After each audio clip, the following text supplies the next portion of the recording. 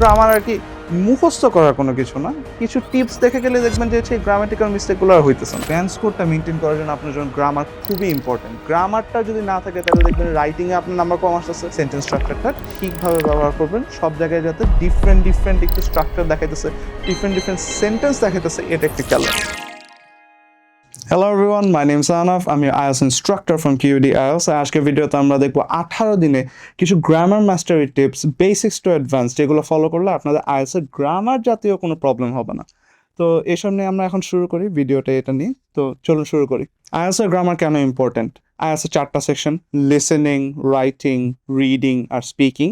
প্রত্যেক সেকশনে আপনার গ্রামার খুবই ইম্পর্টেন্ট। গ্রামাটিক্যাল মিস্টেকের জন্য প্রত্যেকটা সেকশনে আপনার নাম্বার কাটে। রিডিং এর জন্য আপনার যদি গ্রামার জাতীয় কোনো সমস্যা থাকে তাহলে দেখবেন কোশ্চেনই বুঝতেছেন না, আপনি আনসার করতে পারতেছেন না। রাইটিং এর ক্ষেত্রে তো শেষ, গ্রামার যদি ভুল হয় তাহলে পুরাই নাম্বার কাটা। স্পিকিং এর ক্ষেত্রে গ্রামার ভুল হইলে এমনি একটু অসাধারণ শোনাবে and it's not gonna sound good. একইভাবে লিসেনিং এর জন্য যদি গ্রামার না বুঝেন তাহলে যখন শুনতেছেন তখন বুঝতে পারবেন না যে আসলে আনসারটা কোথায় আসছে। তো এইগুলো একটু খেয়াল রাখা লাগবে। ইংলিশ স্কিলে এই গ্রামার ছাড়া দেখবেন যে কোনো কিছু সেরকমভাবে বুঝতেছেন না। এখন গ্রামেটিক্যাল স্কিলসগুলো যে আপনারা মাস্টার করবেন, ঠিক আছে, অনেকে আমরা হচ্ছে বাংলায় তো কথা বলেই তো শিখছি। ইংলিশও কথা শুনে বা সেই যে ইংলিশ যে মিডিয়াগুলো এগুলো যদি আপনারা অ্যাবজর্ব করতে পারেন তাহলে দেখবেন যে গ্রামেটিক্যাল মিস্টেকগুলো কমে আসতেছে। কিন্তু তাও কিছু জিনিস আপনাদের জেনে রাখা উচিত আর কিছু জিনিস আপনাদের প্র্যাকটিস করা উচিত। তো এইসব নিয়ে এখন আমরা কথা বলবো। এমনিতে আইএলটিএস এর যে হচ্ছে ২ টা মিডিয়াম, যে একাডেমিক একটা জেনারেল ট্রেনিং। আপনাদের প্রয়োজন অনুযায়ী আপনারা দেখবেন যে হচ্ছে কোনটা আপনারা দিতে চান। যারা আইএলটিএস একাডেমিক দিবে তারা হচ্ছে মনে করেন যে দেশের বাইরে যে মাস্টার্স করতে যেতে চায় বা হচ্ছে ব্যাচেলার্স করতে যেতে চায় তাদের জন্য বেসিক্যালি। আর জেনারেল ট্রেনিংটা হচ্ছে যারা মনে করেন দেশের বাইরে যে জব করতে চায় শুধুমাত্র তাদের জন্য। তো ২ সেকশনেই ২ ধরনের আইএলটিএস এর জন্যই এই গ্রামারটা খুবই ইম্পর্টেন্ট। তো এর জন্য আমরা দেখি সামনে কি করা যায়, কিছু টিপস দেখি আমরা। তো গ্রামার হচ্ছে বেসিক্যালি যেকোনো ল্যাঙ্গুয়েজের স্ট্রাকচার। এখন এটা ইংলিশ হোক, বাংলা হোক, যেকোনো কিছুই হোক। বাংলা আমরা হচ্ছে এমনি শিখছি কারণ এটা আমাদের মাতৃভাষা। এমনি কথা বলতে আমরা শিখছি। ইংলিশের ক্ষেত্রে সেম না। ইংলিশ আমরা ছোটবেলা থেকে অনেকেই শুনে আসিনি। আমরা মাত্র ইংলিশ শিখতেছি। তো ইংলিশ শিখার জন্য কিছু জিনিস জানা লাগে। ওই শিখার ওই স্ট্রাকচারটার জন্যই গ্রামারটা বেসিক্যালি মেইনটেইন করা হয়। এখন গ্রামার আর কি মুখস্থ করার কোনো কিছু না। কিছু টিপস দেখে গেলে দেখবেন যে হচ্ছে এই গ্রামাটিক্যাল মিস্টেকগুলো আর হইতেছে না। আপনাদের স্পিকিংও হইতেছে না, রাইটিংও হইতেছে না। যেকোনো সেকশনে দেখবেন এসব কোনো সেকশনেই এই মিস্টেকগুলো হইতেছে না। তো ভালো গ্রামার যদি ব্যবহার করে থাকেন তাহলে দেখবেন যে এমনিতেই আপনাদের রাইটিং আর স্পিকিং, বিশেষ করে রাইটিং আর স্পিকিং এ আপনাদের স্কোরটা একটু বেড়ে আসবে। রাইটিং এর ক্ষেত্রে দেখবেন ওই তো যেটা বললাম, গ্রামাটিক্যাল মিস্টেক করলে তো পুরা ব্যান্ড স্কোরই কমে আসছে। স্পিকিং এর ক্ষেত্রে যদি আপনি কনফিডেন্ট থাকেন তাও একটু কাটায় কোটায় যাইতে পারেন। কিন্তু তাও যখন আপনার এক্সামিনার শুনতেছে আপনার কথাবার্তাগুলো তখন বুঝতে পারবে যে আপনার গ্রামাটিক্যাল সেই অ্যাডভান্সমেন্টটা নাই। আপনি এত হচ্ছে পার্টিকুলারলি স্কিলড না এই গ্রামার বেসড স্ট্রাকচার ইংলিশের জন্য। তো তার জন্যই বেসিক্যালি কিছু টিপস আপনাদের দেখে নেওয়া উচিত। তা আমাদের কি আইএলটিএস এ ভালো ব্যান্ড স্কোর অর্জনে গুরুত্বপূর্ণ ভূমিকা পালন করে। এই যে আমি যেটা বললাম যে ব্যান্ড স্কোরটা মেইনটেইন করার জন্য, এই ব্যান্ড স্কোরটা মেইনটেইন করার জন্য আপনার জন্য গ্রামার খুবই ইম্পর্টেন্ট। গ্রামারটা যদি না থাকে তাহলে দেখবেন রাইটিং এ আপনার নাম্বার কম আসতেছে, কারণ আপনি ভুলভাল লিখে আসতেছেন, টেন্সে ভুল করতেছেন বা ঠিকভাবে অ্যাডজেক্টিভ বসাতে পারতেছেন না, একই জিনিস বারবার ব্যবহার করতেছেন বা আপনার স্ট্রাকচারটাই পুরো ভুল হইতেছে। তো তখন দেখবেন রাইটিং এ পুরো লাড্ডা। স্পিকিং এর ক্ষেত্রে কি? স্পিকিং এর ক্ষেত্রে আপনি কথা বলতে যেটা বললাম, জাস্ট আপনার কনফিডেন্ট ভাবে যদি বলেন, একটু স্কিপ করে গেলেন, একটু গ্রামাটিক্যাল মিস্টেক হইলো, তাও ওগুলো এক্সামিনার কিন্তু নোট করে রাখবে। তার উপর যখন স্পিকিং দিতেছেন তখন তো রেকর্ডিং চলতেছে। সো বাসায় যেহেতু এক্সামিনার দেখবে, এক্সামিনার যখন আরকি হচ্ছে যখন এক্সামটা চেক করবে তখনও দেখবে যে আচ্ছা ঠিক আছে আপনার গ্রামাটিক্যাল মিস্টেক হইতেছে। তো গ্রামাটিক্যাল মিস্টেক হইলে সাথে, সাথে দেখবেন যে হচ্ছে ব্যান্ড স্কোরটা আপনার যে 7.5 চিন্তা করে গেছিল এক্সাম হলে, ওইটাই দেখবেন যে হচ্ছে 6.5 এ নামায় দিছে বা আরো নিচে নামায় দিছে। তো এর জন্য চেষ্টা করবেন জাস্ট গ্রামারটা প্র্যাকটিস করতে, হ্যাঁ? তো গ্রামারের জন্য কিছু টিপস দেখি আমরা 18 দিনে ফলো করলে যে একটু ধরে রাখতে পারবেন। তো আইএলটিএস একাডেমিকের জন্য গ্রামার, ঠিক আছে? আইএলটিএস একাডেমিক পরীক্ষায় একাডেমিক এনভায়রনমেন্টের জন্য ইংলিশ প্রফিসিয়েন্সি মূল্যায়ন করে, ঠিক আছে? ইংলিশ প্রফিসিয়েন্সিটা শুধুমাত্র আপনার দরকার। আপনি মনে করেন কোনো একটা ইউনিভার্সিটিতে গেছেন, বাংলাদেশের ক্ষেত্রেও তো যদি আপনার কোনো প্রাইভেট ইউনিভার্সিটিতে পড়েন দেখবেন যে ইংলিশ প্রফিসিয়েন্সিটা দরকার। কারণ ওদের পুরা কারিকুলামটা ইংলিশের বেসিসে। আপনি যে সাবজেক্টই নেন, সিএসসি নেন বা ফিজিক্স নেন বা আপনার যা ইচ্ছা তা নেন, সবসময় দেখবেন যে ইংলিশ প্রফিসিয়েন্সিটা দরকার। এর জন্যই তাদের মেইন কোর্সের মধ্যে দেখবেন ২ টা ইংলিশের কোর্স ম্যান্ডেটরি করা হয়। আপনাদের শুধু এইটা না, যেকোনো প্রাইভেট ইউনিভার্সিটিতে ভর্তি হওয়ার সময় আপনি দেখবেন যে হচ্ছে আপনার ইংলিশ প্রফিশিয়েন্সি একটা টেস্ট দেওয়া লাগতেছে। তো একইভাবে দেশের বাইরে তো এটা আরো বেশি ইম্পোর্টেন্ট। দেশের বাইরে আপনি দেখবেন যে ইংলিশে সবকিছু করা লাগতেছে। ইংলিশে আপনার কমিউনিকেট করা লাগতেছে। আপনার প্রফেসরদের সাথে যখন কথা বলবেন যেকোনো ধরনের স্কলারশিপের জন্য বা পিএইচডি অপরচুনিটির জন্য আপনার ইংলিশে কথা বলা লাগতেছে। এর জন্য এই ইংলিশ প্রফিশিয়েন্সিটা সবচেয়ে বেশি ইম্পোর্টেন্ট। একাডেমিক ইংলিশ পুরা আলাদা একটা ব্যাপার। কারণ একাডেমিক ইংলিশ অনেক ফর্মাল হয়ে থাকে। আপনার নরমাল ইংলিশ মনে করেন ক্যাজুয়াল ইংলিশে হচ্ছে আমি নরমালি কারো সাথে কথা বলি, "hey, how are you doing? It's really nice to meet you." একইভাবে তো আপনি হচ্ছে ফর্মাল ভাবে যখন একাডেমিক ইংলিশ আপনার প্রফেসরের সাথে তো এভাবে কথা বলতে পারবেন না। প্রফেসরের সাথে কথা বলা লাগবে যখন আপনি ইমেইল লিখতেছেন যে আ "হাই ডক্টর সামথিং", আপনার সামথিং এর জায়গায় হচ্ছে কারো নাম হবে। এরপর আপনি সুন্দর করে লিখবেন যে হচ্ছে "I hope you are doing well" et cetera, et cetera. তারপর হচ্ছে আপনার ডিটেইল গুলা দিবেন যে এই কারণে আমি পিএইচডি নিয়ে এপ্লাই করতেছি বা এই সাবজেক্টটা নিয়ে আমি ইন্টারেস্টেড। তো এগুলোর জন্য একাডেমিক ইংলিশের টেস্টটা IELTS একাডেমিকটা আরেকটু কঠিন হয়ে থাকে জেনারেল ট্রেনিং এর থেকে। তো এর জন্য আপনাদের এটাতে আরেকটু বেশি গুরুত্ব দেওয়া উচিত। দেখবেন যে আপনাদের সেকশন গুলাতে রাইটিং, স্পিকিং, লিসেনিং এগুলোতে আরেকটু কঠোর হয়ে থাকে। তো আপনাদের ব্যান্ড স্কোর ওঠানোটা একটু কঠিন হয়ে যায়। কিন্তু তার মানে এটা না যে সেই যে গ্রামেটিক্যাল যে সে মিস্টেক গুলো এগুলো করলে তো হচ্ছে দেখবেন যে আরো কঠিন হয়ে যাইতেছে। তো এর জন্য এই টিপস গুলো দেখেন ফলো করতে পারেন নাকি? তা বাদে কি? তাই IELTS একাডেমিক রাইটিং এর জন্য মৌলিক গ্রামার ভালোভাবে জানা অত্যন্ত জরুরি। ওই তো যেটা বললাম, এই বেসিক যে গ্রামার গুলো এই একাডেমিক রাইটিং এর জন্য জানা আরো বেশি ইম্পোর্টেন্ট। আমরা পরের স্লাইডটাতে যাই। তো আমরা এখন গ্রামার টিপস শুরু করব। গ্রামার টিপসের মধ্যে ফার্স্টে হচ্ছে অ্যাক্টিভ ভয়েস আর প্যাসিভ ভয়েস কখন ব্যবহার করতে হয়। এটা দেখবেন যে অনেকেই জানে না বা অনেকেই মনে করে যে আচ্ছা ঠিক আছে আমি এমনি নরমালি ইংলিশে কথা বলতেছি। আমি যদি না জানি যে কোনটা অ্যাক্টিভ ভয়েস কোনটা প্যাসিভ ভয়েস তাইলেই হবে। আসলে বিষয়টা এরকম না। অ্যাক্টিভ ভয়েস দেখবেন যে সাধারণত বেশি ক্লিয়ার আর কনসাইজ হয়। is good for clear concise is good for talking to people, is good for explanations, good for talking to your professors, but দেখবেন যে ফর্মাল জিনিসটা হইতেছে না। হ্যাঁ, আপনার একাডেমিক রাইটিং এ অনেক ক্ষেত্রে প্যাসিভ ভয়েস ব্যবহার বেশি উপযুক্ত।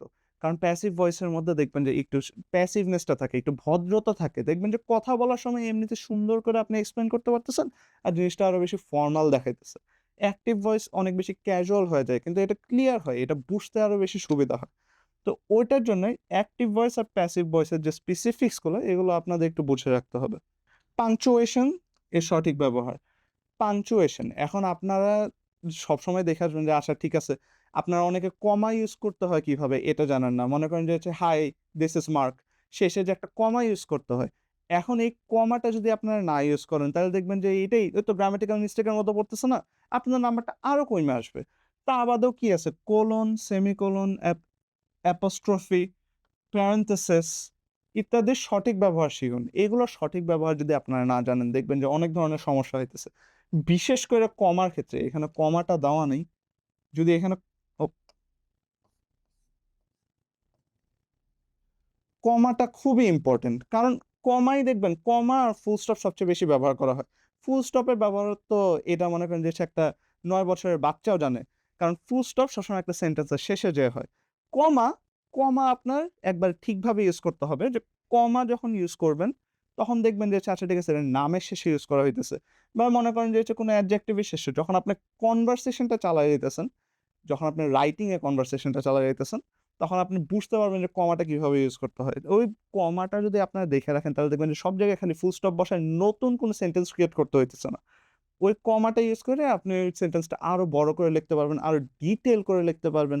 এটা আপনাদের জন্য খুবই হেল্পফুল। তার উপর দিয়ে যখন আপনাদের ওয়ার্ড লিমিট থাকবে রাইটিং এর জন্য, এই কমার ব্যবহারটা যদি আপনারা ঠিকভাবে শিখতে পারেন, দেখবেন যে হচ্ছে আপনাদের রাইটিং এর জন্য যে হচ্ছে লিমিটটা, ওই লিমিটটা পার করার আগে আপনি আরো অনেক বেশি এক্সপ্লেইন করতে পারতেছেন। কারণ ফুল স্টপ দিলে আপনার পরে আবার পরের সেন্টেন্সটা শুরু করার জন্য কিছু জিনিস লেখা লাগে, কিছু ওয়ার্ড লেখা লাগে।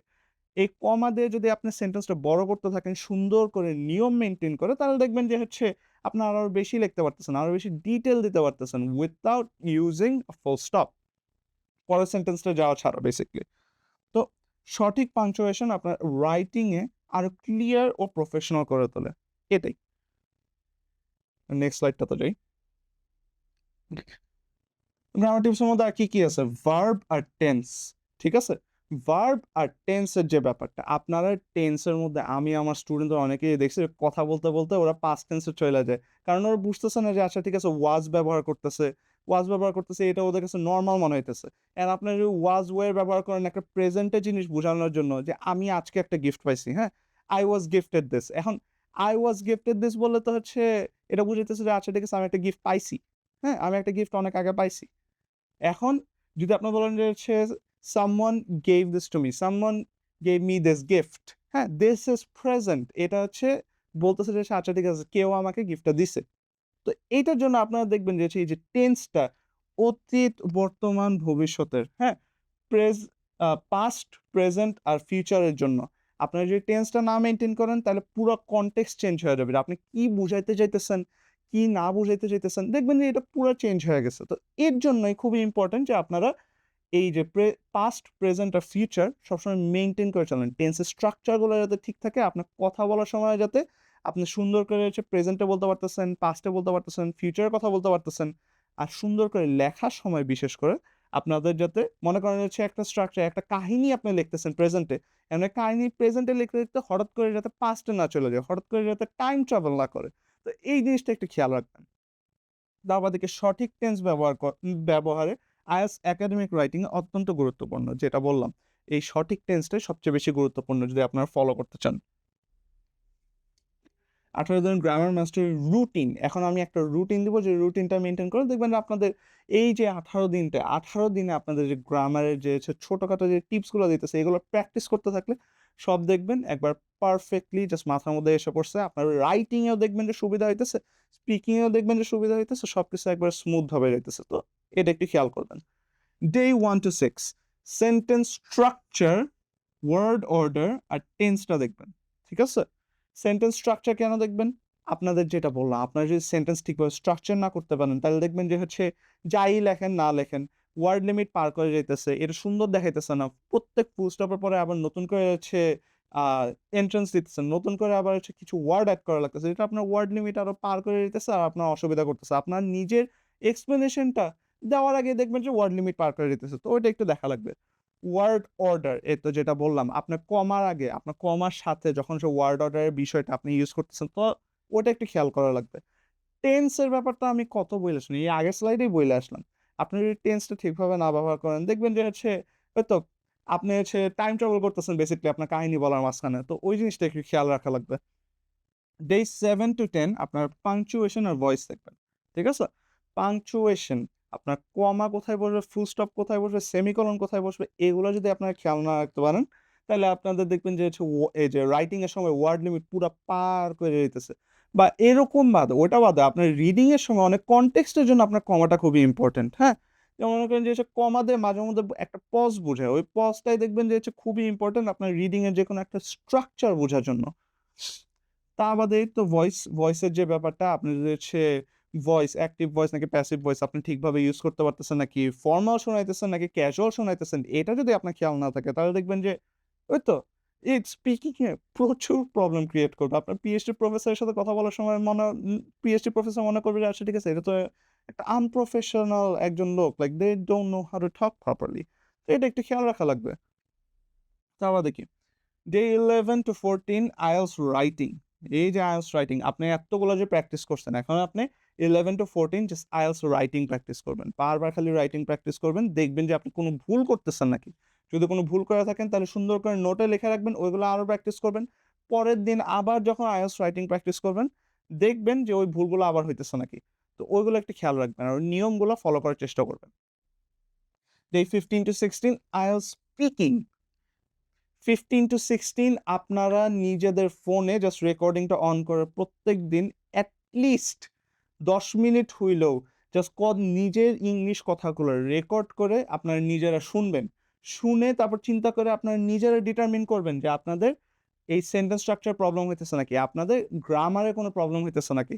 তো এগুলো একটু খেয়াল রাখবেন। এইটা খুবই ইম্পোর্টেন্ট।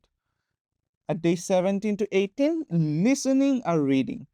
এই যে লিসেনিং আর রিডিং এর যে ব্যাপারটা, লিসেনিং এর সময় যদি আপনারা মনে করেন যে হচ্ছে গ্রামাটিক্যাল মিস্টেকের যে ব্যাপারটা, আপনার লিসেনিং যে শুনতেছেন কথা এমনিতেই দেখবেন এটা অনেক হেভি একটা অ্যাকসেন্ট। অনেক হেভি একটা British accent or American accent and sometimes even Irish and that's very difficult to understand. তো এর মাঝখানে যদি আপনার গ্রামার না বুঝে থাকেন, তাহলে দেখবেন যে হচ্ছে উনি ঠিক টেন্সে কথা বলতেছেন নাকি বা উনি মানে ফিউচার কি নরমাল কি হ্যান-ত্যান বলতেছে, এগুলা যদি আপনার খেয়াল না রাখতে পারেন, তো লিসেনিং এ তো এমনিতেই ব্যান্স স্কোর কমে যেতেছে। তো এটা প্র্যাকটিস করা খুবই ইম্পোর্টেন্ট। ১৭ থেকে ১৮ লিসেনিং জাস্ট আমি বলব যে লিসেনিং যে প্র্যাকটিসের অনেকগুলো সাইট আছে বা অনেকগুলো ভিডিও আছে, এগুলো জাস্ট একটু ফলো করবেন আর প্র্যাকটিস করতে থাকবেন। রিডিং এর জন্য স্পেসিফিকলি আমি সবসময় বলি যে কমার ইউজটা প্লিজ সবাই একটু দেখে নিবেন। যাতে রিডিং এর যখন আপনি প্যাসেজটা পড়তেছেন আপনি বুঝতে পারতেছেন কনটেক্সটটা কোথা থেকে আসতেছে, কোথায় পজ নিতেছে, আর কোথায় আসলে এক্সপ্লেনেশন নিয়ে বলতেছে, কোথায় পাস্ট বলতেছে, প্রেজেন্ট বলতেছে, আর কোথায় কিভাবে কন্টিনিউ করতেছে। তো এটা একটু দেখবেন। লার্ন ডিফারেন্ট সেন্টেন্স স্ট্রাকচারস, ঠিক আছে? এই যে সেন্টেন্স স্ট্রাকচার, আপনারা যদি একই সেন্টেন্স স্ট্রাকচার বারবার ইউজ করে থাকেন, তাহলে দেখবেন যে হচ্ছে অনেক ধরনের সমস্যা হইতেছে। আপনার পুরো রেপিটিটিভনেসটা হয়ে যাইতেছে আর কেউ মেইনটেইন করতে পারতেছেন না যে হচ্ছে কোয়ালিটিটা, বিশেষ করে রাইটিং এর জন্য কোয়ালিটিটা মেইনটেইন করতে পারতেছেন না। তো এর জন্য স্পিকিং এর ক্ষেত্রে আপনারা দেখবেন যে সেন্টেন্স স্ট্রাকচারটা যাতে ঠিক রাখতে পারেন, হ্যাঁ? আইএলটিএস রাইটিং এ ভালো গ্রামার স্কোর পেতে বিভিন্ন ধরনের সেন্টেন্স স্ট্রাকচার ব্যবহার করুন। এই তো যেটা বললাম, সেন্টেন্স স্ট্রাকচারটা ঠিকভাবে ব্যবহার করবেন। সব জায়গায় যাতে ডিফারেন্ট একটু স্ট্রাকচার দেখাইতেছে, ডিফারেন্ট সেন্টেন্স দেখাইতেছে, এটা একটু খেয়াল রাখবেন। এটি আপনার রাইটিংকে আরো ন্যাচারাল, কোহেরেন্ট এবং গ্রামাটিক্যালি ফ্লেক্সিবল করে তোলে। কথা বলার সময় যদি একই স্ট্রাকচার বারবার ব্যবহার করেন, তাহলে অবশ্যই এটা খারাপ দেখাবে। এর জন্য আপনাদের ন্যাচারাল, কোহেরেন্ট আর গ্রামাটিক্যাল ফ্লেক্সিবিলিটিটা মেইনটেইন করার জন্য আপনাদের বিভিন্ন ধরনের সেন্টেন্স স্ট্রাকচারগুলো একটু মাস্টার করা উচিত। তো এগুলো একটু দেখে নিবেন, একটু প্র্যাকটিস করবেন। ৪ ধরনের সেন্টেন্স স্ট্রাকচার হলো সিম্পল সেন্টেন্স, একটি ইন্ডিপেন্ডেন্ট ক্লজ থাকে। ঠিক আছে? সিম্পল সেন্টেন্সের ব্যাপারটা একটা ইন্ডিপেন্ডেন্স সবসময় একটা ক্লজ থাকবে, হ্যাঁ? নরমাল হয়। সিম্পল মানে সিম্পলি জাস্ট নরমাল কথা বলতেছে, হ্যাঁ? এটার মধ্যে একটা ইন্ডিপেন্ডেন্ট ক্লজ থাকবে that makes the sentence structure. এখন কম্পাউন্ড সেন্টেন্স, ২ টি ইন্ডিপেন্ডেন্ট ক্লজ কনজাংশন দিয়ে যুক্ত হয়। কনজাংশন কি? And or some connecting word যেগুলা ব্যবহার করে আপনাদের কম্পাউন্ড সেন্টেন্সগুলো এক্সপ্লেইন করা হয়। ২ টা সেকশন থাকে, মাঝখানে একটা কমন ডিটারমিনেটর থাকে যেটা ২ টাকে কানেক্ট করে। তো এটা একটু খেয়াল রাখবেন। তারপর দেখি কমপ্লেক্স সেন্টেন্স, একটি ইন্ডিপেন্ডেন্ট ক্লজ এবং অন্তত একটি ডিপেন্ডেন্ট ক্লজ থাকে। কমপ্লেক্স সেন্টেন্স হচ্ছে আমি সবসময় বলি পাওয়ার অফ গার্লসের যদি আপনারা দেখে থাকেন, মোজো জোজো একটা স্পেসিফিক ওয়েতে কথা বলে, আই মোজো জোজো, এরপর দিয়ে দেখবেন যে কন্টিনিউ করতেছে যখন কথা বলাটা, ওইটা কমপ্লেক্স সেন্টেন্সে করতেছে। তো ওইটার জন্য আমি সবসময় রেকমেন্ড করি জাস্ট ওয়াচ দ্য শো। আপনার শোটা দেখলেই বুঝবেন যে কমপ্লেক্স স্ট্রাকচার কি, কিভাবে ইউজ করতেছে। যখনই সব কমপ্লেক্স স্ট্রাকচারে কথা বলতেছে তখন দেখবেন যে অনেক উইয়ার্ড শোনায়, তাই না? তো এর জন্য সবসময় complex structure, complex sentence, compound sentence আর সিম্পল সেন্টেন্স সবকটা মিলায় কথা বলার আগে, সুন্দর করে কথা বলার আগে। তো এটা একটু খেয়াল রাখবেন। তা বাদে কি? কম্পাউন্ড কমপ্লেক্স সেন্টেন্স ২ টি বা তার বেশি ইন্ডিপেন্ডেন্ট ক্লজ এবং অন্তত একটি ডিপেন্ডেন্ট ক্লজ থাকে। এই যে কম্পাউন্ড কমপ্লেক্স সেন্টেন্সের যে ব্যাপারটা, এটা বেসিক্যালি কমপ্লেক্স সেন্টেন্স, বাট ওইটার মধ্যে এই যে ২ টা সেকশন থাকে যে মোডারেটর মনে করেন কথা বলতেছে, এখন ২ টা সেন্টেন্স মনে করেন এন্ড বাট বা কিছু ইউজ করে মাঝখানে একটা মানে হচ্ছে দিবে এই যে কনজাংশন, মাঝখানে একটা ইন্ডিপেন্ডেন্ট ক্লজ কনজাংশন দিবে যেটা দেখবেন যে হচ্ছে ২ টা সেন্টেন্সকে একসাথে কানেক্ট করতেছে আর তার উপর দিয়ে হচ্ছে জাস্ট কমপ্লেক্স স্ট্রাকচারটা, কমপ্লেক্স সেন্টেন্সটা মেইনটেইন করতেছে, হ্যাঁ? এগুলো আপনারা একটু দেখবেন, সেন্টেন্সের স্ট্রাকচারগুলো একটু দেখবেন আর চেষ্টা করবেন যে এগুলো প্র্যাকটিস করতে থাকেন। ঠিক আছে? ১৮ দিনের গ্রামার মাস্টারি ডে ২, হ্যাঁ? Word order. ওয়ার্ড অর্ডারের ব্যাপারটা হচ্ছে আপনারা যদি কথা বলতে ওই তো যেটা বললাম একই ওয়ার্ড বারবার ব্যবহার করতেছেন বা সেন্টেন্স স্ট্রাকচারে বিভিন্ন ধরনের ওয়ার্ড ইউজ করতেছেন যেগুলো it doesn't even make sense to be in that sentence. তো ওইগুলোর জন্য জাস্ট ওয়ার্ড অর্ডারটা একটু মেইনটেইন করা উচিত। ইংলিশ অনেক বেশি ন্যাচারাল এবং গ্রামাটিক্যালি কারেক্ট শোনায় যদি আপনার ওয়ার্ড অর্ডারটা মেইনটেইন করতে পারেন। সেন্টেন্সের জন্য সাধারণ স্ট্রাকচার হলো যেটা subject, auxiliary verb, main verb, object, adverb of time. এখন কারেক্ট ওয়ে যদি থাকে they studied student behaviour for 5 years. Incorrect ওয়েটা কি হবে? They for 5 years studied student behaviour. আপনারা এখন নিজেরা একটু পইড়া দেখেন। যখন আপনি কারেক্টটা পড়তেছেন they studied student behaviour for 5 years, হ্যাঁ? It's follows a structure. এটা আপনি পইড়ে বুঝতে পারতেছেন যে আচ্ছা ঠিক আছে কি বুঝাইতে চাইছে। অ্যান্ড যদি আপনারা রং স্ট্রাকচার ফলো করেন, they for 5 years studied student behaviour, they for 5 years study student behaviour, এটা বলতে গেলে দেখবেন যে দাঁতের মধ্যে একটু আটকে যেতেছে, আপনি ঠিকভাবে বলতে পারতেছেন না। অ্যান্ড যদি আপনারা নাই বলতে পারেন, তো একটু ইমাজিন করে দেখেন যখন আপনার রাইটিং এর সময় আপনার এক্সামিনার ওই এই সেন্টেন্সটা পড়তেছে, তখন দেখবেন পড়লেই বুঝবেন যে আচ্ছা ঠিক আছে, মানে এইটা হচ্ছে দাঁত ভাঙা সেন্টেন্স, আল্লাহ জানে কি লিখছে, সাথে সাথে রাইটিং এর নাম্বারটা আরো কমাই দিল। এর জন্য আপনারা একটু খেয়াল করবেন যে স্ট্রাকচারগুলো ফলো করতেছেন, যে সাবজেক্ট আছে, অক্সিলারি ভার্ব আছে, মেইন ভার্ব আছে, অবজেক্ট আছে, অ্যাডভার্ব অফ টাইম আছে, আর সব কয়টা একসাথে কন্টিনিউ করে একটা স্ট্রাকচার ক্রিয়েট করবে, যেটা হচ্ছে এই যে ওয়ার্ড অর্ডার ফলো করে। তো এটা একটু দেখবেন। কোয়েশ্চেন এর জন্য সাধারণ স্ট্রাকচার, জাস্ট নর্মাল স্ট্রাকচারটা আমরা যদি একটু দেখি, auxiliary verb, subject, main verb আর অবজেক্ট, ঠিক আছে? কারেক্ট ওয়েটা হচ্ছে, যদি একটু রিডিং করে দেখেন, have you studied student behaviour, এটা দেখছেন, have you studied student behaviour, it sounds normal, হ্যাঁ, it follows the structure, it sounds good. এখন আপনি ইনকারেক্টটা যদি পড়ে দেখেন, you have studied student behaviour, you have studied student behaviour, like পুরো টোনটাই চেঞ্জ হয়ে গেল না? Have you studied student behaviour, have you studied student behaviour, এরপর ইনকারেক্ট টাইপ যদি একটু পড়ে দেখেন, ইউ স্টাডিড স্টুডেন্ট বিহেভিয়ার, মানে কি? তো দেখছেন পুরো চেঞ্জ হয়ে গেল না টোনটা? তো এটার জন্যই জাস্ট আপনারা দেখবেন এই সাধারণ স্ট্রাকচারগুলো, নর্মাল কিছু স্ট্রাকচার আপনারা দেখে যাবেন, এগুলা মনে, আমি সবসময় বলি এগুলো সেরকম মনে রাখার দরকার নেই, এটা এমনি দেখানোর জন্য। আপনারা খালি নর্মাল, এই যে নর্মাল সেন্টেন্সের টোন শোনাইতেছে, আর এই যে এই হচ্ছে মনে করেন যে ইনকারেক্ট সেন্টেন্স যেটা টোন পুরো চেঞ্জ হয়ে যেতেছে, এইগুলা খালি চাই যে আপনারা বোঝেন, এগুলা বুঝে আপনারা দেখবেন যে প্র্যাকটিস করতে করতে আপনাদের এমনি ইউ গেট ইউজ টু ইট, হ্যাঁ, আপনাদের এই প্রবলেমগুলো আর হবে না। তো এটা একটু মেনটেন করার চেষ্টা করবেন। নো ইয়োর টেন্সেস, ঠিক আছে, এটা ডে 3 জন্য। নো ইয়োর টেন্সেস, আপনি যদি টেন্স না জানেন, টেন্সের মনে করেন যে হচ্ছে ডিফারেন্ট ডিফারেন্ট যে হচ্ছে টেন্স আছে, পাস্ট, প্রেজেন্ট, ফিউচার, আপনারা যদি এইসব ব্যাপারে না জানেন, তাহলে দেখবেন কথা বলতে বলতে যে কোনো জায়গায় ওয়াজ ব্যবহার করে ফেলবেন, যে কোনো জায়গায় উইল ব্যবহার করে ফেলবেন, আর এগুলো ব্যবহার করলে দেখবেন যে পুরো টাইম ট্রাভেল করতেছেন আপনার কথার মধ্যে। এই কি হচ্ছে আগের কথা বলতেছিলেন, তখন সাথে সাথে এসে বলা শুরু করলেন যে ফিউচারে এইসব কইরে আসছেন। এখন এটা যদি হয় তাহলে দেখবেন যে আপনাদের স্ট্রাকচার তো ভুল হইতাছে, এক্সামিনার পড়ে বুঝবেন না যে আপনি কি লিখছেন। আর যখন মুখ দিয়ে কথা বলতেছেন, ভাই স্পিকিং এর সময় যদি আপনি কাহিনী পুরো পাল্টায় ফেলেন, যে আগের কথা বলতে বলতে আপনি বলেন যে সে আপনি ফিউচারে এইসব কইরে আসছেন, তাহলে তো জিনিসটা ভালো শোনায় না। তো এর জন্য টেন্সটা খুবই ইম্পর্টেন্ট, যে আপনি কথা বলার সময় মেইনটেইন করতেছেন যে আপনি এই যে পাস্টের ব্যাপারে কথা বলার সময় পাস্টেই কথা বলতেছেন, প্রেজেন্টের ব্যাপারে কথা বলার সময় প্রেজেন্টেই কথা বলতেছেন, ফিউচারের ব্যাপারে কথা বলার সময় ফিউচারে কথা বলতেছেন, হ্যাঁ, ফিউচার টেন্সে কথা বলতেছেন, যে হচ্ছে আপনি ফিউচারে কি কি করবেন, কি কি আপনি মনে করতেছেন যে হবে, আপনার অপিনিয়ন কি যে ফিউচারে কি কি হবে, তো এইগুলো আপনি ফিউচারের জন্য মেনটেন করতেছেন। প্রেজেন্টে আপনাকে প্রেজেন্টে কি চলতেছে, আপনি কি কি জব করতেছেন, এগুলোর ব্যাপারে। পাস্টে আপনি কি কি করছেন, আপনি কোন জায়গা থেকে পড়ছেন, এগুলো। তো এইগুলো একটু খেয়াল রাখবেন, হ্যাঁ। এই 3টি সেন্টেন্স সঠিকভাবে ব্যবহার করতে পারলে আইএলটিএস রাইটিং এ গ্রামার স্কোরটা অনেক বেশি উন্নত হয়। তো যেটা বললাম, আপনার রাইটিং এর সময় যদি আপনি এই ভুলগুলা যদি কইরা আসেন, আপনার টাইম ট্রাভেল করেন, তাহলে এক্সামিনার কিছুই বুঝবেন না আপনি কি লিখছেন, আর আপনি পাবেন লাড্ডা। তো এর জন্য চেষ্টা করবেন জাস্ট এই স্ট্রাকচারগুলো ফলো করতে, এই টেন্সগুলো ফলো করতে, হ্যাঁ। এখন প্রেজেন্ট টেন্স আমরা কিছু এক্সাম্পল যদি দিই, বর্তমানে ঘটেছে বা সাধারণ সত্য বোঝে, হ্যাঁ। এক্সাম্পল কি, I am taking my IELTS test today, I am taking my IELTS test today, present tense, ঠিক আছে। I am taking my IELTS test today, এখানে কোনো পাস্টের অ্যানোটেশন নাই, কোনো ফিউচার নিয়ে কোনো কিছু লেখা নাই। তো এর জন্য একটু খেয়াল রাখবেন, দেখবেন যে হচ্ছে আপনি মাত্র এখন বুঝাইতেছেন, তো এটা প্রেজেন্ট টেন্স, হ্যাঁ। পাস্ট টেন্স কি, অতীতে ঘটে যাওয়া কাজ বোঝায়, হ্যাঁ। এক্সাম্পল যদি, I took my IELTS test yesterday, অতীতে আমি কালকে আমি আইএলটিএস পরীক্ষার এক্সামটা দিয়ে আসছি, আমি আইএলটিএস টেস্ট দিয়ে আসছি, হ্যাঁ। তো এর জন্য এটা পাস্ট টেন্স বুঝাইতেছে, একটু বুঝে রাখেন।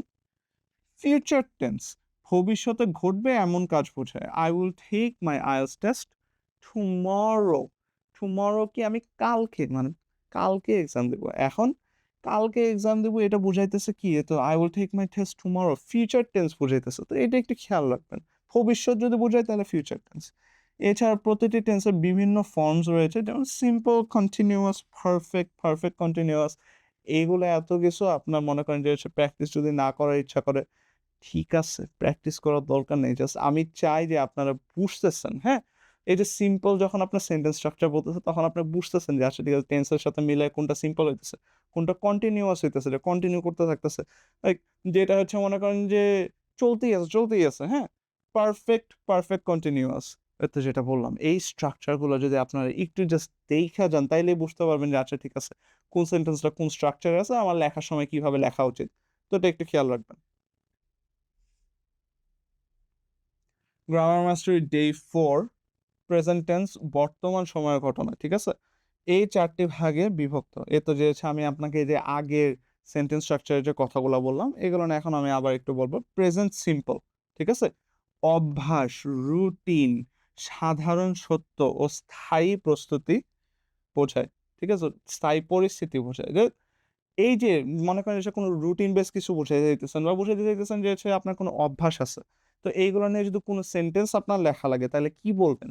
জাস্ট একটা প্রেজেন্ট সিম্পল টেন্সে আপনার কোনো একটা কিছু এক্সপ্লেইন করবেন। কিভাবে? যে হচ্ছে I am doing pilates, I am doing I am doing work right now. এখন এই যে I am doing work right now, এটা প্রেজেন্টটা বুঝাই দিলেন, and this is something present simple. অনেক সুন্দর একটা মানে ছোট্ট একটা এক্সাম্পল। প্রেজেন্ট কন্টিনিউয়াস কি হতে পারে?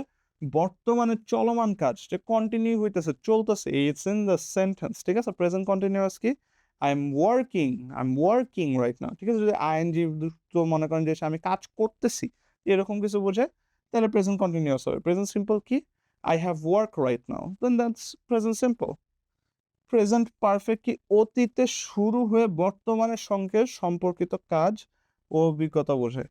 হ্যাঁ, একটু বুঝে নেন। যদি আপনার পাস্টে শুরু হয়ে বর্তমানের সঙ্গে সম্পর্কিত কাজ বোঝায়, তাহলে প্রেজেন্ট পারফেক্ট হয়।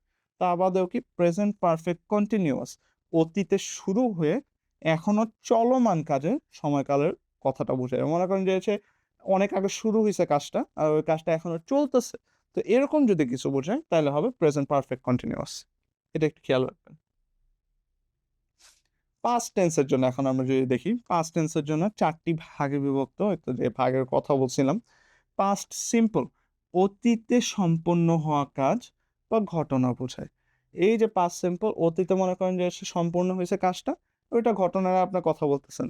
যে হচ্ছে I built a house, I built a house, I built a house and that's just past simple. দেখছেন কত সহজ ছিল? নাকি? পাস্ট কন্টিনিউয়াস, হ্যাঁ? I was building a house, হ্যাঁ?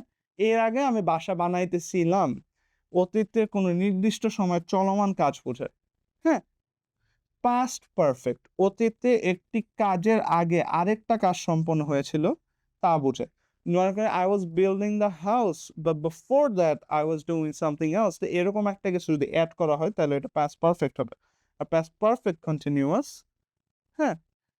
ওই তো যেটা বললাম, before that I was doing something else, doing যদি আইএনজি থাকে, তাহলে দেখবেন এটা পাস্ট পারফেক্ট কন্টিনিউয়াসে যাইতেছে। তো এইগুলো একটু খেয়াল রাখবেন, দেখবেন যে স্ট্রাকচারগুলো আপনার ফলো করতেছে নাকি। পরের স্লাইডটাতে আমরা যাই। ফিউচার টেন্সের জন্য এখন দেখি। ফিউচার সিম্পল, ভবিষ্যতের সিদ্ধান্ত, প্রস্তুতি ও পরিশ্রুতি বা সাধারণ ঘটনা বোঝায়, হ্যাঁ? ফিউচার সিম্পলের মধ্যে কি হতে পারে? I am I will build a house. এই তো দেখছেন? I will build a house. Just simple. Future continuous এ কি? ভবিষ্যতের কোনো নির্দিষ্ট সময় চলমান থাকবে এমন কাজ বোঝায়, হ্যাঁ? I will be building a house. I will be building a house. দেখছেন কত সহজ ছিল? ফিউচার পারফেক্ট এর জন্য ভবিষ্যতে একটি নির্দিষ্ট সময়ের আগে সম্পন্ন হবে এমন কাজ বোঝায়, হ্যাঁ? ভবিষ্যতে একটা নির্দিষ্ট সময়ের আগে আপনার এই যে কাজটা সম্পন্ন হবে, এরকম কিছু ফিউচার পারফেক্ট, হ্যাঁ? I will be building a house before sometime. I will be building the house when the rain stops. এরকম যদি কিছু বোঝায়, তাহলে এটা ফিউচার পারফেক্ট, হ্যাঁ? ফিউচার পারফেক্ট কন্টিনিউয়াস কি হবে? I will be building the house when the truck is bringing the supplies in that date, এরকম একটা কিছু যদি বোঝায়, তাহলে দেখবেন যে হচ্ছে ফিউচার পারফেক্ট কন্টিনিউয়াস বুঝাইতেছে। যেটা বললাম, আপনার ফিউচারের ক্ষেত্রে আপনার সবসময় হচ্ছে বিফোর এর জায়গায় আপনার চেষ্টা করবেন যে when বা এই টাইপের ওয়ার্ডগুলো ইউজ করতে। তো আপনার এই স্ট্রাকচার এমনি কারো একটা এক্সাম্পল দেখে নিবেন অনলাইনে। ওই এক্সাম্পলগুলো একবার করে দেখে নিলে আপনারা বুঝতে পারবেন যে আসলে সেন্টেন্স স্ট্রাকচারগুলো কেমন হয়ে থাকে, আর কেন এরকমভাবে আর কি সাজানো থাকে, ভাগ, ভাগ করা আছে আমাদের। পাংচুয়েশন, পাংচুয়েশনের সঠিক ব্যবহার করুন, ঠিক আছে? পাংচুয়েশন যখন আপনারা ব্যবহার করতেছেন, যেটা বললাম যে গ্রামারের মাসে ডে 7 এর জন্য যখন আপনি পাংচুয়েশন মাস্টার করতেছেন, আপনার এই কমা আর ডটটা যদি ঠিকভাবে মাস্টার করে ফেলতে পারেন, তাহলে আপনার থামানোর মতো অন্য আর কেউ নাই, অন্য আর কোনো প্রবলেম নাই। তো ওইটা একটু খেয়াল রাখবেন, হ্যাঁ? সঠিক পাংচুয়েশন ব্যবহার করা আইএলটিএস রাইটিং এ খুবই গুরুত্বপূর্ণ। একটি কমা বা অন্য কোনো পাংচুয়েশন মার্ক এর ভুল ব্যবহার পুরো সেন্টেন্সের অর্থ পরিবর্তন করে ফেলতে পারে। আপনাদের যে বললাম বারবার, এতক্ষণ ধরে বলে আসছি, কমা যদি একটু চেঞ্জ হয়ে যায়, দেখবেন যে পুরা সেন্টেন্সের স্ট্রাকচার, পুরা যা মিন করতে চাইছেন, পুরা চেঞ্জ হয়ে গেছে। তো এর জন্য আপনারা চেষ্টা করবেন ওই পাংচুয়েশনটা যাতে ঠিক রাখতে পারেন, প্র্যাকটিস করতে থাকবেন।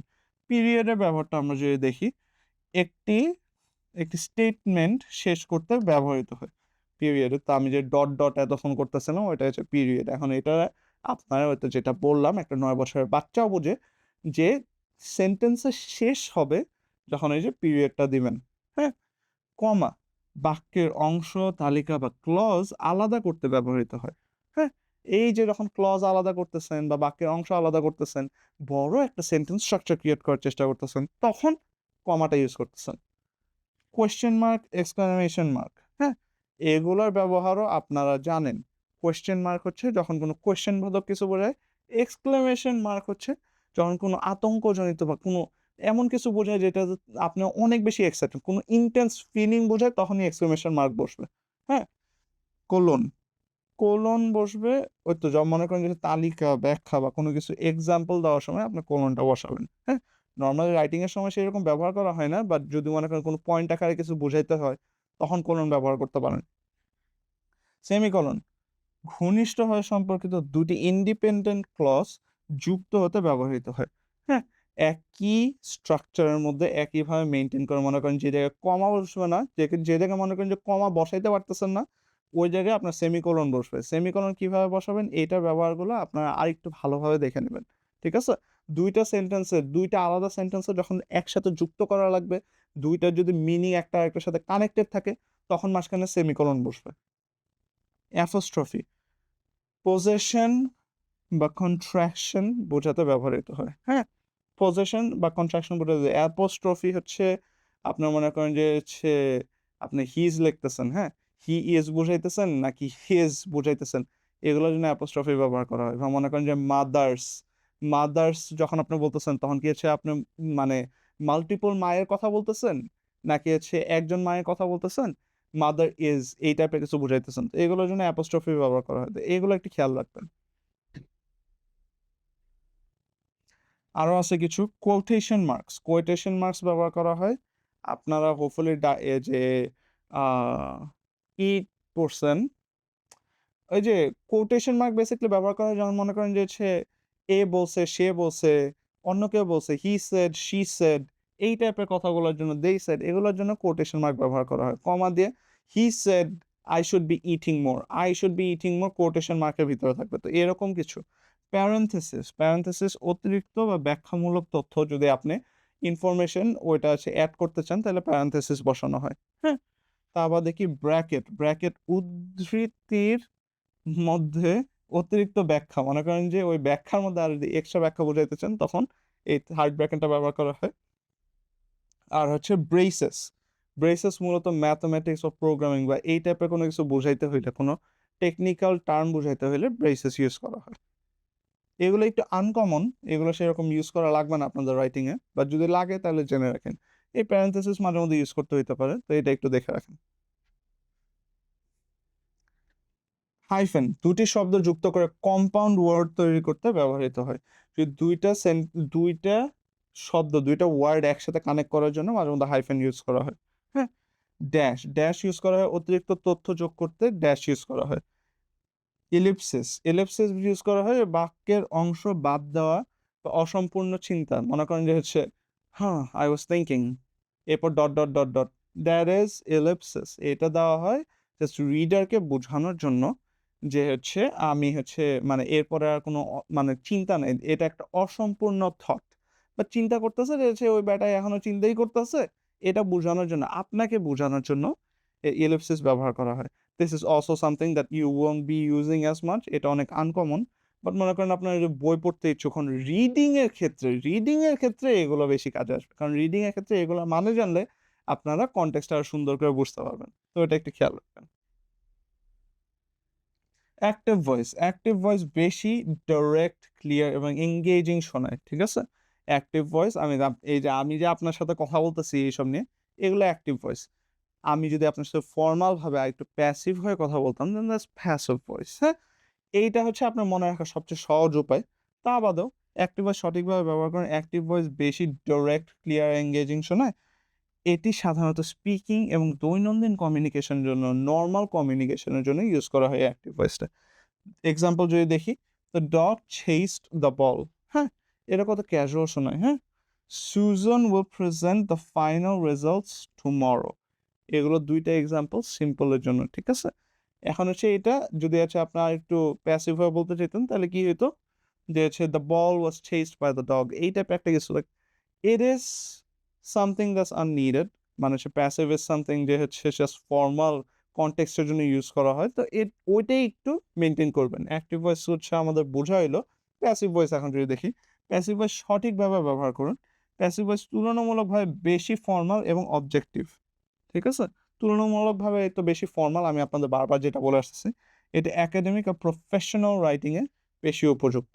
তো এক্সাম্পল হিসেবে যদি আমরা দেখি, the ball was chased by the dog, এতে যেটা বললাম এর আগের পার্টটাতে, the final results will be presented tomorrow. এই যে এখন হচ্ছে আপনারা দেখলেন যে পুরো প্যাসিভ হয়ে গেল আর একটু প্রফেশনাল শোনাইলো, অ্যান্ড ইট সাউন্ডস বেটার। এটা শোনার মনে হয় যে আচ্ছা ঠিক আছে, ফর্মালি যদি কারোর সাথে কথা বলেন, মানে আপনার বসের সাথে কথা বলতেছেন বা আপনার কোনো প্রফেসরের সাথে কথা বলতেছেন, তাইলে আপনি এইভাবে কথা বলবেন। তো ওইটাই আর কি, এটা রাইটিং এর জন্য সবচেয়ে বেশি ইম্পর্ট্যান্ট। আইএলটিএস রাইটিং এর উপর রিসার্চ। আইএলটিএস রাইটিং এর মোট 2টা টাস্ক থাকে। হ্যাঁ, ডে 11 to 14 আইএলটিএস রাইটিং এ মোট 2টা টাস্ক থাকে। এখন মোট 2টা টাস্ক কি কি থাকে? টাস্ক 2 তুলনামূলকভাবে বড়, টাস্ক 1 এর চেয়ে দ্বিগুণ মার্কস বহন করে। টাস্ক 1 মাত্র 150 ওয়ার্ডের হয়ে থাকে, টাস্ক 2 আপনার 250 ওয়ার্ডের হয়ে থাকবে। এখন টাস্ক 1 এ নাম্বারটা একটু কম এই কারণে, কারণ ছোট হয়ে থাকে। টাস্ক 2 তে আপনার বিশেষ মানে আরো বেশি এক্সপ্লেন করা লাগবে, বডি প্যারাগ্রাফ মনে করেন 2টা দেওয়া লাগতেছে। তো ওইটার জন্য আপনার নাম্বারটা আরো বেশি মেনটেন করে। তো এর জন্য আমি সবসময় সবাইকে রেকমেন্ড করি টাস্ক 1টা জলদি জলদি করে শেষ করে ফেলেন, এরপর টাস্ক 2তে আরো বেশি গুরুত্ব দিয়ে লেখেন। বা আপনাদের যদি ওইটাতে সমস্যা হয়ে থাকে, টাস্ক 2টা আর একটু টাইম নিয়ে যদি আপনারা দিতে চান, লিখতে পারেন। টাস্ক 2টা আগে লিখলেন, এরপর টাস্ক 1টা করলেন। তো এটা একটু দেখবেন, তাই উভয় টাস্ক গুরুত্বপূর্ণ। তবে এই তো এটাই। আমরা নেক্সট স্লাইডটাতে যাই। Day 11 to 14 question type. Task 1 এ একটি গ্রাফ, চার্ট, টেবল ও ডায়াগ্রাম থাকে। নর্মালি আপনাদের একটা গ্রাফ, চার্ট, টেবল বা ডায়াগ্রাম থাকবে বা একটা এসে এক্সপ্লেন করতে বলবে। হ্যাঁ, ওই যে ওইটার বেসিসে। আর টাস্ক 2 তে কি থাকে? একটি এসে লিখতে হয়, যেখানে কোনো ওপিনিয়ন, আর্গুমেন্ট বা প্রবলেম নিয়ে নিজের ধারণা ও যুক্তি আপনার এক্সপ্লেন করতে হয়, যে আচ্ছা আচ্ছা ঠিক আছে, আপনার ওপিনিয়নটা কি, আপনার আর্গুমেন্টটা কি, বা আপনার প্রবলেমটা কি। দুই সাইডের থেকে বেসিসে একটা গ্রে এরিয়ার আনসার দেওয়া লাগে। তো ওইটা একটু খেয়াল রাখবেন। Grammar mastery day 11 to 14 how to practice grammar for writing. শেখা গ্রামার রুলস রাইটিং টাস্কে প্রয়োগ করুন, ঠিক আছে? এই যে গ্রামার রুলসগুলো এসে আপনার রাইটিং টাস্কে যদি এত কিছু প্র্যাকটিস করার পর যদি আপনার ইউজই না করতে পারেন, তাহলে কিভাবে হবে?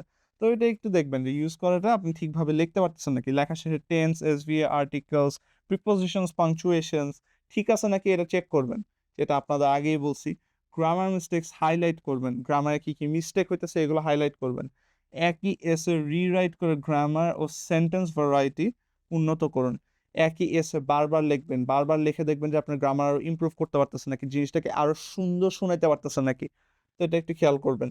ব্যান্ড 8 থেকে 9 স্যাম্পল অ্যান্সার্স দেখে গ্রামার স্ট্রাকচার্স শিখুন। এই যে ব্যান্ড 8 থেকে 9 যে স্যাম্পল অ্যান্সারগুলো যখন আপনি দেখতেছেন যে রাইটিংয়ে কেমনে লিখছে, স্পিকিংয়ে কীভাবে কথা বলতেছে, ওইভাবে দেখবেন যে আপনাদের এক্সপিরিয়েন্সটা আরো বেশি হইতেছে, আপনারা বুঝতে পারতেছেন যে আসলে কি না কথা বলতেছে। তো এইটার জন্য আপনারা চেষ্টা করবেন জাস্ট মেইনটেইন করার জন্য। Research on IELTS speaking mastery day 15। IELTS speaking একজন সার্টিফাইড এক্সামিনারের সঙ্গে 11 থেকে 14 মিনিটের পুরো একটা কনভারসেশন হয়, ঠিক আছে? Face to face conversation. এখন পার্ট ওয়ানের মধ্যে কি থাকে? পার্ট ওয়ানের মধ্যে থাকে হোম, ফ্যামিলি, স্টাডিজ, ওয়ার্ক, হবিস, ইন্টারেস্টস নিয়ে সহজ পার্সোনাল কোয়েশ্চেন্স। এই পার্সোনাল কোয়েশ্চেন্স জাস্ট আপনাকে জানার জন্য যে আপনি কি কি করেন, কি কি কি সম্পর্কে আপনি ইন্টারেস্টেড, তো ওইটার জন্য পার্ট ওয়ান। পার্ট টু হচ্ছে 1 মিনিট প্রিপারেশন, তারপর কিউ কার্ডস নিয়ে 1 থেকে 2 মিনিট আনইন্টারাপ্টেড কথা বলতে হবে। পার্ট টুতে হচ্ছে দেখবেন যে হচ্ছে একটা কিউ কার্ড দিয়ে দেওয়া হবে, ওই তো আপনার লিখে তারপর সে একটা ডিটেল রেডি করে আপনার সে কথা বলা লাগবে। পার্ট থ্রিতে কিউ কার্ডের টপিক নিয়ে অ্যাবস্ট্রাক্ট ডিসকাশন, নিজের ওপিনিয়ন্স, রিজনস ও এক্সাম্পলস নিয়ে বিস্তারিত উত্তর দিতে হবে। Sorry about that.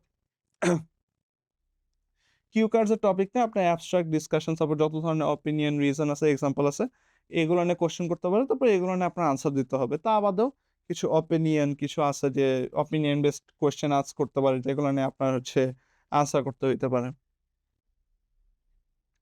Grammar mastery day 16, how to practice grammar for speaking. হ্যাঁ, স্পিকিংয়ের জন্য গ্রামার কীভাবে প্র্যাকটিস করবেন, যেটা আগে বলছি, স্পিকিং প্র্যাকটিস রেকর্ড করবেন, স্পিকিং প্র্যাকটিস রেকর্ড করবেন, এরপর এটা শুনবেন, শুনে দেখবেন যে আপনার কোন কোন ভুল করতেছেন, কি কি ভুল করতেছেন, আবার রেকর্ড করে শুনবেন যে একই ভুল আবার করতেছেন নাকি। একটা নোটবুকে লিখে রাখবেন এই ভুলগুলো, জাস্ট চেষ্টা করবেন সরায় ফেলার। তা বাদে কি, কোথায় হেজিটেশন, স্টাম্বল বা গ্রামার মিস্টেক করতেছেন, কোথায় আপনার হেজিটেশন হইতেছে, কোথায় আপনি আটকে যাইতেছেন, কোথায় গ্রামার মিস্টেক করতেছেন, এগুলো সবসময় নোট করে রাখবেন। আর বারবার প্র্যাকটিস করতে থাকবেন, দেখবেন যে ওই ভুলগুলো আপনি ঠিক করতে পারতেছেন নাকি। রেকর্ড করা সম্ভব না হলে একজন টিচার বা স্টাডি পার্টনারকে আপনার ভুলগুলো নোট করতে বলুন। যদি আপনার রেকর্ড করতে অকওয়ার্ড ফিল হয় বা মনে করেন যে এটা তো এফেক্টিভ না, আপনি আপনার নিজের ভুল বুঝতে পারতেছেন না, তাহলে অবশ্যই একটা যোগ্য টিচার বা হচ্ছে একটা যোগ্য স্টাডি পার্টনার রাখেন, যে আপনার ভুলগুলো ধরে দিতে পারবে, আপনাকে হেল্প করতে পারবে যে কোথায় কোথায় ভুল করতেছেন, কেন কি হইতেছে, আর কেন আপনি কিভাবে আপনি আরো ইমপ্রুভ করতে পারবেন। How to practice grammar for speaking, নিজের গ্রামার উইকনেসেস চিহ্নিত করে সেগুলো প্র্যাকটিস আর রিভিউ করেন। তো যেটা বললাম, নোটবুকের মধ্যে আপনার সব সমস্যাগুলো লিখে রাখে, ওগুলো আবার প্র্যাকটিস করবেন আর রিভিউ করবেন। তা আবার দেখি, এতে আপনার আইএলটিএস স্পিকিংয়ের গ্রামার অ্যাকুরেসি এবং ফ্লুয়েন্সি ধীরে ধীরে উন্নত হবে। এই যে গ্রামার অ্যাকুরেসি আর ফ্লুয়েন্সিটা দেখবেন যে আরও সুন্দর করে মেনটেন করতে পারতেছেন কোনো সমস্যা ছাড়া। তো এটা একটু খেয়াল রাখবেন। Grammar for IELTS listening day 17, IELTS লিসেনিংয়ে আপনাকে 4টি রেকর্ডিং শুনে প্রশ্ন উত্তর দিতে হবে। 4টা রেকর্ডিং শোনা লাগবে, ওইটা বেসিসে তারপর প্রশ্নের উত্তর দিতে থাকতে হবে। লিসেনিং অংশটি একাডেমিক আর জেনারেল ট্রেনিং, ঠিক আছে? লিসেনিং অংশটি একাডেমিক আর জেনারেল ট্রেনিং উভয় পরীক্ষা একই। লিসেনিং অংশটা অ্যাটলিস্ট একাডেমিক আর জেনারেল ট্রেনিংয়ে দুইটা ক্ষেত্রেই সেম। লিসেনিংয়ের সবচেয়ে গুরুত্বপূর্ণ বিষয় হলো কম্প্রিহেনশন, অর্থাৎ যা শুনছেন তার অর্থ সঠিকভাবে বোঝা। হ্যাঁ, কম্প্রিহেনশনটা যে আপনি ঠিকভাবে বুঝতে পারতেছেন নাকি লিসেনিংগুলো। ভালো গ্রামার নলেজ যদি আপনার না থাকে, তাহলে দেখবেন যে আপনি ভুল কনটেক্সট বুঝতেছেন। তো এর জন্য ভালো গ্রামার নলেজটা খুবই important. Grammar for IELTS reading, IELTS reading এর জন্য 3টা প্যাসেজ থাকে। 3টা প্যাসেজে অনেক টাইম নেওয়া লাগে। এখন আপনার রিডিংয়ে মনে করেন যদি এফিশিয়েন্ট না থাকেন, আপনার গ্রামাটিক্যাল মিস্টেক বা কোনো কনটেক্সট না বুঝতে পারেন, তাহলে দেখবেন যে পুরা প্যাসেজটা রিডিং করা লাগতেছে, যেটার জন্য আপনার ইনাফ টাইম নাই। তো ওর জন্য আপনারা চেষ্টা করবেন এই যে কম্প্রিহেনশনটা, যে আপনার নিজের বোঝার ক্ষমতাটা এটা বাড়াইতে হবে। গ্রামাটিক্যাল মিস্টেকগুলো ঠিক করে রেখে যে সার্চ করতে হবে অ্যান্সারগুলো। কারণ আপনারা জানেন যে পুরা মানে 2000 থেকে 3600 ওয়ার্ডের যে রিডিং প্যাসেজটা, তিনটা প্যাসেজ, এগুলো আপনার পড়ে শেষ করতে পারবেন না। তো এর জন্য জাস্ট প্র্যাকটিস করতে থাকবেন, কম্প্রিহেনশন দেখবেন আমরা বুঝতে পারতেছেন নাকি, আর গ্রামার নলেজটা ঠিক রেখে সব কনটেক্সটগুলো বোঝার চেষ্টা করবেন, তার বেসিসে আনসারগুলো বের করবেন। How to practice grammar for IELTS final tip, রাইটিংয়ে শেখা গ্রামার রুলস সচেতনভাবে ব্যবহার করুন। স্পিকিংয়ের সময় সঠিক গ্রামার ব্যবহার করার অভ্যাস গড়ে তুলুন। ভুল থেকে শেখার জন্য রিরাইট ও সেলফ কারেকশন এর অভ্যাস করুন। নিয়মিত প্র্যাকটিস ও রিভিশন এর মাধ্যমে গ্রামার অ্যাকুরেসি ধীরে ধীরে উন্নত করুন। ঠিক আছে? নিয়মিত প্র্যাকটিস আর রিভিশন দিয়ে আপনার গ্রামার অ্যাকুরেসিটা আরও উন্নত করেন। এখন যেগুলো বললাম এগুলো খুবই ইম্পর্টেন্ট, জাস্ট চেষ্টা করবেন প্র্যাকটিস করতে থাকতে। And that is all. Thank you very much.